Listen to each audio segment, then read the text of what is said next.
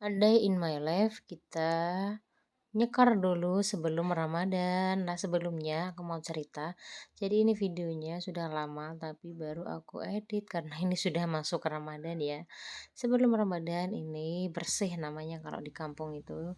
Kita ke makam nyekar ke makam orang tua, terutama bapak aku. Habis nyekar nih aku lanjut belanja ke pasar buat keperluan puasa. Tapi sebelum itu kita milih-milih barang dulu.